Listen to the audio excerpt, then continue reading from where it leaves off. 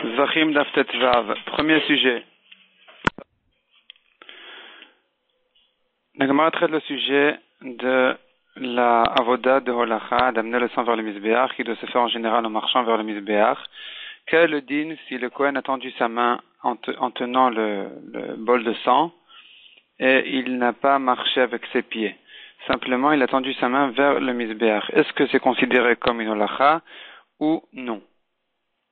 La Gemara dit que la halacha est que cette halacha-là n'est pas considérée comme une halacha puisqu'elle n'a pas été faite avec les pieds.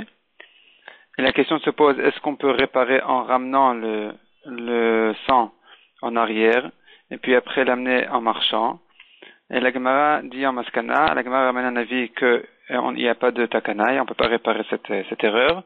Mais la Gemara veut prouver finalement de la halacha qui dit que si le sang s'est renversé du bol du Kohen, on peut le ramasser du sol de la Hazara, malgré qu'en général le sang, quand il se renverse par terre, il s'étend même en direction du Mizbeach. Donc ici, il y a eu une holacha qui n'a pas été faite en marchant, et quand même, on peut la réparer en ramenant le sang en marchant vers le Mizbeach.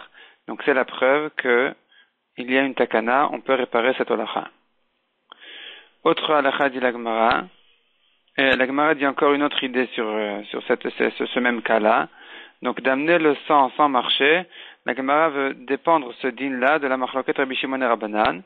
Selon Rabbi Shimon qui considère que la halacha n'est pas une avoda du tout, puisqu'on aurait pu s'en passer si vraiment on avait fait la shrita à côté du Mizbeach, donc on n'aurait pas eu besoin d'amener le sang vers le Mizbeach. D'après Rabbi Shimon, c'est pas une avoda, si elle n'a pas été faite en marchant, ça va aussi. Selon Rabbanan, la halacha doit être faite et considérée toujours comme une avoda.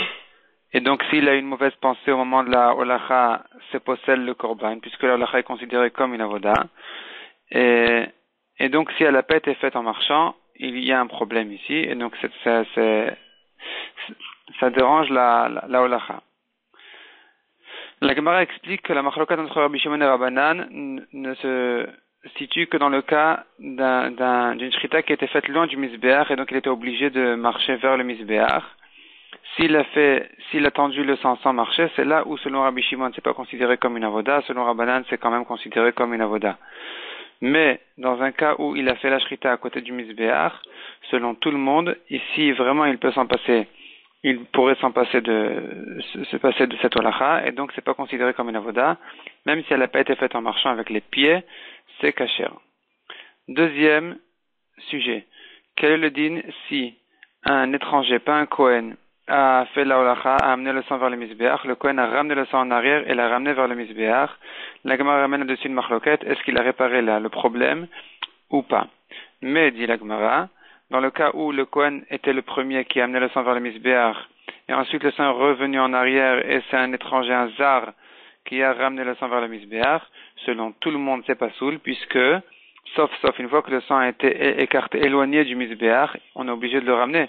Donc quand le zar, l'étranger, a ramené le sang vers le Mizbeach, il a fait ici une halacha obligatoire, et donc, elle est psoula. La Gemara ensuite veut rentrer dans la machloket entre Rabbi Eliezer et Rabbanan, que Rabbi Eliezer disait, ça dépend de quelle holacha. Une holacha qui était obligatoire, elle est considérée comme une holacha. Une holacha qui n'était pas obligatoire, elle n'est pas considérée comme une holacha. Et la Gemara veut dire ici que notre cas, dans le cas où le Kohen a ramené le sang en arrière, l'a éloigné du Mizbeach, selon Rabbi Eliezer, ça pourrait s'appeler une holacha qu'on aurait pu s'en passer, qui n'est pas considérée comme une holacha.